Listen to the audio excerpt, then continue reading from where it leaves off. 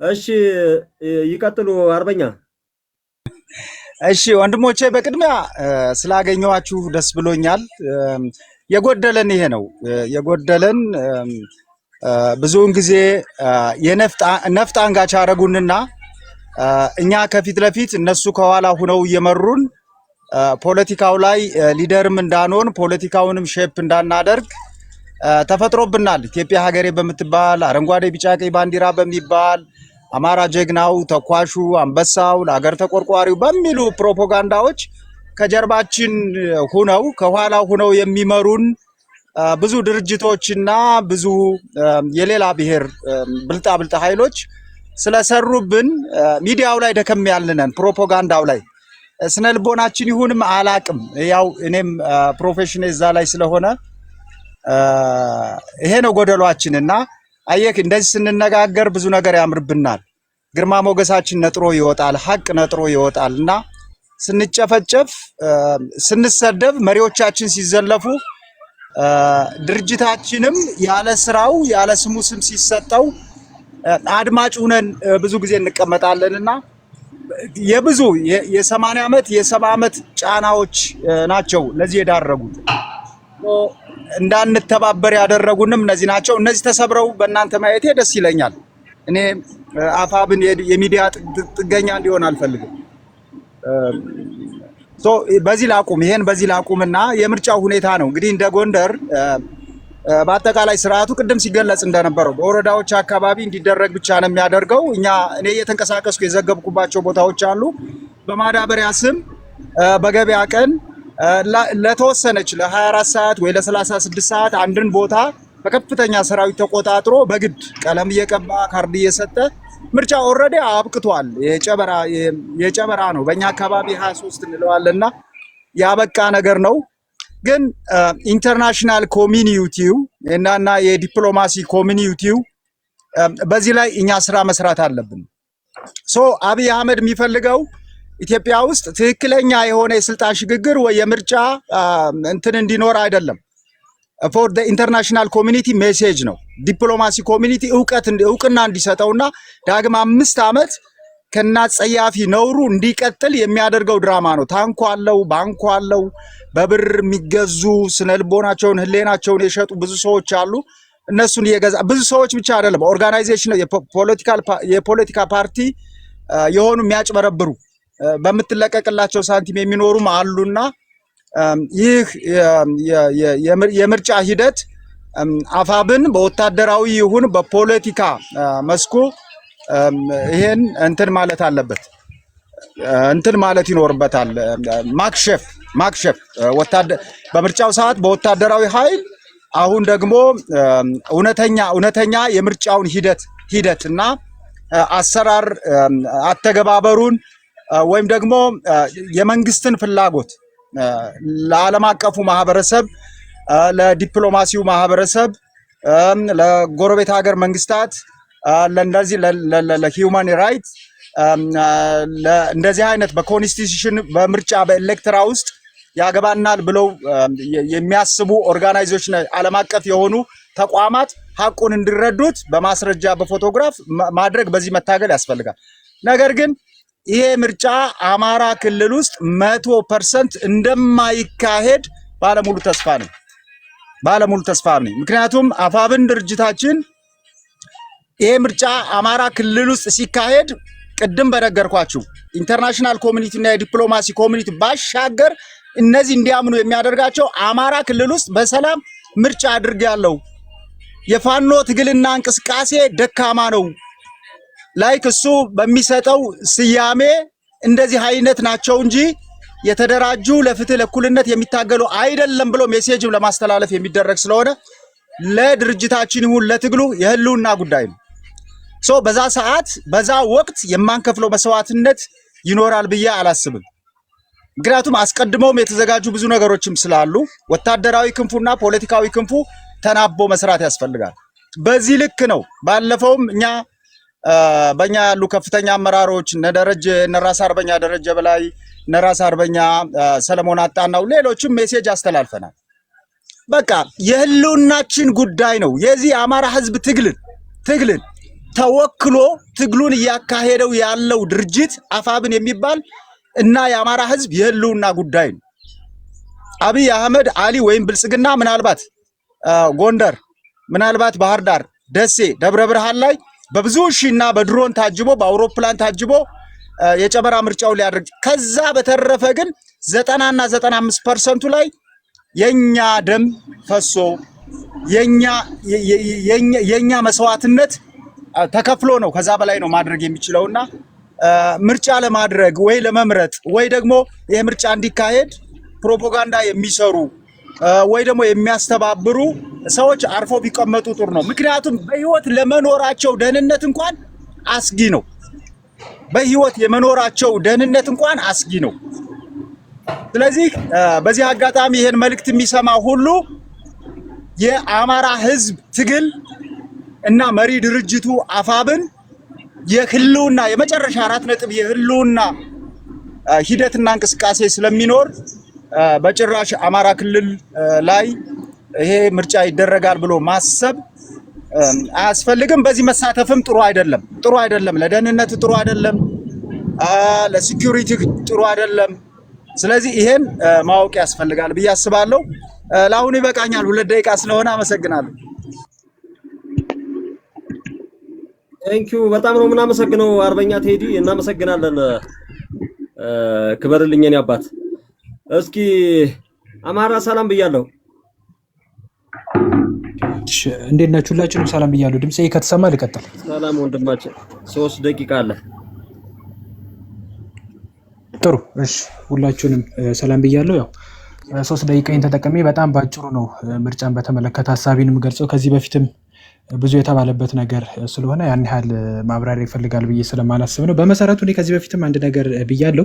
ምርጫ የሚባል ነገር ከናካቴው የለም። አሁን አንዳንድ ሰዎች መጥፎ ምርጫ ራሱ ይሉታል እንጂ መጥፎ ምርጫ ራሱ ለማለት የሚያስችል ነገር አይደለም። አሁን ያለው መጥፎ ምርጫ እንኳን ለማለት እኮ በመጀመሪያ ደረጃ ምርጫ መሆን መቻል አለበት እና በተወሰነ መንገድ ባህሪው ላይ አንዳንድ ጉድለቶች ስታይ ነው መጥፎ ምርጫ ነው ብለህ የምትለው። ከናካቴው ምርጫ የሚባልም ነገር የለም። ያለው ነገር ምንድን ነው ካልን በጣም ባጭሩ ስናስቀምጠው የብልጽግና ፓርቲ ለቀጣዩ 5 ዓመት የመንግስትነትን ቦታ ሊይዝ ስለሆነ ያንን ለመያዝ የሚያስችለኝን ደግሞ ማህተም ልመታ ስለሆነ እስቲ ከታች ያለችው ሚዩት አድርጓት። አማራነት አይ ቲንክ ሚዩት አድርጊ እስቲ እናት። ለቀጣዩ 5 ዓመት መንግስት ልሆን ስለሆነ ያንን ለመሆን የሚያስችለኝን ማህተም ልመታ ስለሆነ አንድ ላይ ማህተም እንምታ የሚል ሂደት ነው እንጂ ያለው ምርጫ የሚባልም ነገር ከናካቴው የለም። እንዳልኳችሁ መጥፎ ምርጫ ለማለት እንኳን የሚያስችል ነገር አይደለም። ስለዚህ በዚህ መንገድ ነው ማለት ነው እኛ ልናየው የምንችለው። ምርጫን በተመለከተ ቅድም አይ ቲንክ ወንድማችን ምስኪ በተወሰነ መንገድ ሊነካካው ሞክሯል። እኛ ይህንን ምርጫ አንድን ነገር ይኸውልህ፣ ለምሳሌ አንድን ሰው ነው ስትለው የሰውነት ባህሪ ሊኖረው ይገባል። ሀብቴ ሰው ነው ወይ ዘንባባ ሰው ነው ወይ አላዛር ሰው ነው ስል የሰውነት ባህሪ ሊኖርባችሁ ይገባል።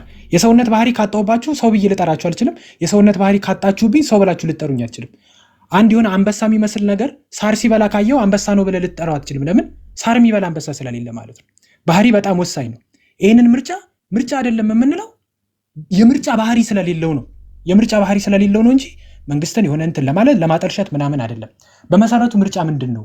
ምርጫ በዲሞክራሲ ስርዓት ውስጥ ዜጎች በተወሰነ ጊዜ ተወካዮቻቸውን ወይም ደግሞ መሪዎቻቸውን በነፃነትና በድብቅ ድምፅ የሚመርጡበት ዋናው የፖለቲካ ሂደት ነው የሚል ዓለም የሚቀበለው ዴፊኔሽን ካለና ነፃነት፣ ድብቅ ድምፅ አሰጣጥ፣ ተወዳዳሪነትና እኩልነት የምርጫ ባህሪ ነው ብለን ካስቀመጥን በዚህ መሰረት አሁን ብልጽግና ምርጫ ብሎ የሚሳለቅበትን ጉዳይ ከነዚህ ባህሪዎች አንጻር ብንገመግመው ምላሹ ልናገኝ እንችላለን ማለት ነው። በጣም ባጭሩ ለማስቀመጥ ያህል አሁን ይሄ ምርጫ የሚባለው ነገር ነፃነት የሚባለው ባህሪ አለው ወይ?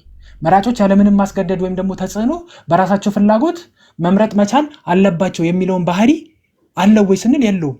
ሌላ የትም ሄድ አያስፈልገንም። ራሱ የኢትዮጵያ ምርጫ ቦርድ የሚባለው ሰዎች ተገደው እንዲመርጡ እየተደረጉ እንደሆነ መረጃው ደርሶኛል ብሎ በፌስቡክ ገጹ ላይ መረጃ አጋርቷል። ማንም ሰው ሄዶ ማየት ይችላል፣ የትም ቦታ ሳንሄድ ማለት ነው። የባህር ዳር የደብረ ማርቆስ ፖሊቴክኒክ ኮሌጅ የዛሬ ሳምንትና 2 ሳምንት ያወጣውን መረጃ አይታችሁታል። እዚህ አዲስ አበባ ላይ አንዳንድ ቦታ ምን ይደረጋል መሰላችሁ? 1-2 ነገሮችን ልንገራችሁ። ንግድ ፈቃድ አታወጣም ይለዋል። አንድ ማትመርጥ ከሆነ ንግድ ፈቃድ አታወጣም አታድስም ይለዋል። የመንግስት ሰራተኛውን ደግሞ ከዚች ከምርጫ ካርዷ ላይ ይዘህ የምትመጣት ቁጥር አለች ወደፊት። ስለዚህ እችን የምርጫ ካርድ ማታወጣ ከሆነ ቁጥሯን አታገኛትም። ስለዚህ የመንግስትነት ቦታ ላይ የምትቀመጥበት ነገር ችግር ውስጥ ይገባል ይለዋል። ስለዚህ ነፃነት የሚባል ነገር የለም። ሰዎችን ከቤተ ክርስቲያን መልስ ሲመለሱ እያያዝክ ሄደህ ምርጫ ካርድ ካላወጣ እያልክ እየተከራከርክ ገበሬውን አንዴ በማዳበሪያ አንዴ በሴፍቲኔት እያሰቃየ ሄደህ ካልመረጥክ እያልክ ስለዚህ ነፃነት የሚባለው ባህሪ ከናካቴው ምንም የለውም ማለት ነው። ምንም የለውም ማለት ነው። አንድ ድብቅ ድምፅ አጸታት አለው ወይ? አሁን ለምሳሌ አላዛር ምርጫ የሚመርጥ ከሆነ አላዛር ማንን ይምረጥ እኔ ማወቅ ምን የለኝም፣ መብት የለኝም። እሱም የማሳወቅ ምን የለውም ማለት ነው፣ ግዴታ የለውም። ብልጽግናን የማትመርጥ ከሆነ ወደፊት ማንን እንደመረጥክ የምናቅበት መንገድ ስላለ በኋላ ጉድ ትሆናለህ። አላዩኝም ብለህ እንትናን ትመርጥና ጉድ ነው የሚፈለው። ነገ ከነገ ወዲያ ማንን እንደመረጥክ እኛ መረጃ ይደርሰናል። ስለዚህ መምረጥ ያለብህ ብልጽግናን ነው እያለ የጸጥታ አካል እያስፈራራ ባለበት ሁኔታ ላይ ድብቅ ድምፅ አጸታት የሚባል ነገር በሌለበት ሁኔታ ላይ ይህንንም ባህሪ ምን አይልም ማለት ነው፣ አያሟላም ማለት ነው። ተወዳዳሪነት አለ ወይ? ተወዳዳሪነት ማለት ምን ማለት ነው? ፓርቲዎች አማራጭ ሆነው ቀርበዋል ወይ? አማራጭ መስለው የመጡ አሉ እንጂ አማራጭ ፓርቲዎች የሉ። መስለው የመጡ አሉ፣ ስታያቸው የሆነ መጥቶ ምናምን የሚከራከሩ ምናምን አሉ የሚመስሉ ማለት ነው። ነገር ግን አማራጭ አይደሉ። እንዲሁም አንዳንዱ ከብልጽግና በላይ ራሱ ብልጽግና ለመሆን በጣም የሚጋጋጡና መከራቸውን የሚሆናቸው እንደ አብን እንደ ኢዜማ አይነት ነገሮች ማለት ነው። የመጨረሻው ነገር እኩልነት ነው። አንድ ሰው አንድ ድምፅ አለው ማለት ነው። በምርጫ ባህሪ ውስጥ አንድ ሰው አንድ ድምፅ ነው ያለው። ለአንድ ሰው 8 እና 9 ድምፅ እየሰጠ ምን አይነት ምርጫ ነው? ስለዚህ በጥቅሉ ምርጫ የለም ስንል የምርጫ ባህሪ ስላጣንበት ነው ለማለት ነው። ይህንን ካልኩ ይበቃኛል ወንድሞች፣ ያመሰግናሉ። ክበርልኝ ወንድም አለም፣ እናመሰግናለን። በጣም ቆንጆ አላዛር ይሰማል አይደል? አሪፍ አገላለጽ ነው የገለጽክልን ወንድም አለሜ፣ ክበርልኝ እኔ አባት አላዛር ኦኬ። እሺ ወንድም አለም ሰላም ነሽ? የምትቀድሚው የጣናው ሞገድ ሰላም ወይ የጣናው ሞገድ ወይ ይሰማኛል? አሁን እንኳን ይሰማኛል። በጣም ጥሩ ሰላም ቀጥይ እስኪ። ሰላም ፈና እንደምን ዋላችሁ? ሰላም መስለኝ። ሰላም ለኛ እንቆቻችን ሰላም የቆየ ይመስለኛል። ችግር የለውም። መቅደም የሚፈልግ ካለ መስጠት እችላለሁ። በፍጹም ችግር የለም። ቀጥይ። እሺ ወንድሞቼ፣ ያው እንግዲህ የምናየው እንግዲህ ከሞላ ጎደል ብልጽግና መረጣ ምርጫ ምረጡኝ አይነት እየተጋጋጠ ነው ያለው የምናየው ነው። በህዝባችን ላይ እያደረገ ያለውን ነገር በደንብ አድርገን እየተመለከትን ነው። ምረጡኝና ዳግም 5 ዓመት ልግደላችሁ የሚል ማስታወቂያ ድራማ እየሰራ ነው። ያው እንግዲህ የምናየው ነው። በአማራ ክልልም ይሁን በመላ ኢትዮጵያም ይሁን እንዲሁም በሀገሪቷ መዲና በአዲስ አበባ የምናያቸው ነገሮች ናቸው እና ማንም በዚህ ሰዓት ሞኝ አማራ አለ ብዬ አላስብም። ምናልባት ሆዳሙ ካልሆነ በስተቀር እንጂ ከትንሽ እስከ ትልቁ አማራ በደንብ ሆኖ ነቅቷል ብዬ አስባለሁ። ስለዚህ አሁን የምናያቸው አጫጭር ቪዲዮዎች የሚወጡ ቤተሰቦቻችን እናት አባቶቻችን የሚያወጧቸው ንግግሮችን ለምሳሌ ቆረጥ እያደረግን ምን ፖስታቸው አሉ። እነዛን ማየት በቂ ነው። የአማራ ሕዝብ ምን አይነት ስቃይና በደል እየደረሰበት እንደሆነ፣ ምን አይነት መንገፍገፍ፣ በቃኝ መኖር በቃኝ፣ መገደል በቃኝ፣ መታረድ በቃኝ፣ ከዚህ በላይ ምን ልታደርገን ነው? እንስሳው ሳይቀር የማይማርበት ጊዜ ነው የደረስነው እና ይህን እየተናገሩ እያየን ነው። ቤተሰቦቻችን እንኳን አይደለም እኛ ብዙ ሚዲያዎችን የምንከታተል የምናይ፣ የምንዘግብ፣ የምንመለከት ሰው የተባለ በሙሉ የኢትዮጵያ ሕዝብ መፍረድ ይችላል። በአሁኑ ሰዓት አገዛዙን ምናልባት የነሱ ደሞዝተኞች፣ ቅጥረኞች፣ እረኞች ካልሆኑ በስተቀር ማንም ይደግፈዋል ብዬ አላስብም። ይመርጠዋል ብዬም አላስብም። እኔ በበኩሌ አይደለም አማራ ማለቴ ነው። እንደዛ ሆኖ አሁን በጣም እያስቸገሩን ያሉ ሆዳም አማራ ልበ ጥቁር የሆኑ ምናልባትም ትንሽ ሽርፍራፊ ሳንቲም ለሆድ ለጊዜው ማደሪያ ብለው ያችን ለማግኘት የሚጋጋጡ አማራዎች እነሱን እንዴት አድርጎ መመለስ እና ማስተማር እንዳለብን ለማሳሰብ ያህል ካልሆነ በስተቀር የአማራ ሕዝብ ነቅቷል። መምረጥም አይደለም ለማየትም አይፈልግም፣ አይደለም ለመምረጥ ቀርቶና እኒህ ሆዳም ልበ ጥቁር አማራዎች ደግሞ ልቦና እንዲገዙ በተለይ አድማ በታኝና ሚኒሻ የሚባሉ በተለይ በየክልሉ የተቀመጡ የስልጣን ጥመኞች ዳግም አማራን ለማስጨፍጨፍ አሁንም የእንቅልፍ የማይተኙ በጣም አስቸጋሪ የሆኑ ናቸው። ይሄ የታወቀ ነው። ስለዚህ እነሱን በየቤተሰቦቻችን መልእክት በማስተላለፍ እንዳይመርጡ ከራሴ ቤተሰብ ስጀምር እኔ እናት አባቴን ቤተሰቦችን ምርጫ ካርድ የሚባል ነገር እንዳትወስዱ እንዳትመዘገቡ በማለት እኔ የራሴን ቤተሰቦች እያስተማርኩ ነው፣ እየነገርኩ ነው። እንዲህ እያደረግን ስንናገርና መልእክት ስናስተላልፍ በአጭሩ ነገሮች ሁሉ ያጥራሉ። ማለትም ድሉ በአጭር ይቋጫል። የፋኖ ድል አይጓተትም። ፋኖቻችን ስንደግፍ እናት አባቶቻችን፣ እህት ወንድሞቻችን ከስር ያሉ በየቦታው የምንገኝ በተለይ በአማራ ክልል ውስጥ የምንገኝ ለባንዳ ባለመተባበር ለባንዳ የተለየ እንክብካቤ፣ የተለየ መደበቅ፣ የተለየ ብዙ ነገሮች አሉ እንናገር ከተባለ እና ለምሳሌ እኔ ፋኖ ወንድሜ ከሆነ አጎቴ ወይ ሚኒሻ ሊሆን ይችላል እና ያንን እንዴት ነው መቅረፍ የምንችለው? ከራሴ ቤተሰብ ነው የሚጀምረው። ስለዚህ በቂ የሆነ ትምህርትና ግንዛቤ በመስጠት ማስቀረት ይቻላል ምርጫውን እላለሁ። አመሰግናለሁ። ስለተሰጠኝ እድል በጣም ነው አመሰግናለሁ። ክብር ይኑርልኝ። እናመሰግናለን እህታችን፣ ክብር ይልን። ሁላችሁም እንግዲህ ከታች ያላችሁ እህት ወንድሞቻችን ታብ፣ ኮፒ ሊንክ፣ ሼር ታብ አድርጉ። ዛሬ እንግዲህ ከአራቱም አቅጣጫ ሰሞኑን ስንነግራችሁ የነበረው ከአራቱም አቅጣጫ የተውጣጡ በሳሉ ወንድሞቻችን መሬት ላይ ያለውን እውነታ ለእናንተ በተለያየ ጊዜ ፕሮግራም እየያዝን ወደ እናንተ ለማድረስ ፕሮግራማችን ዛሬ ጀምረናል።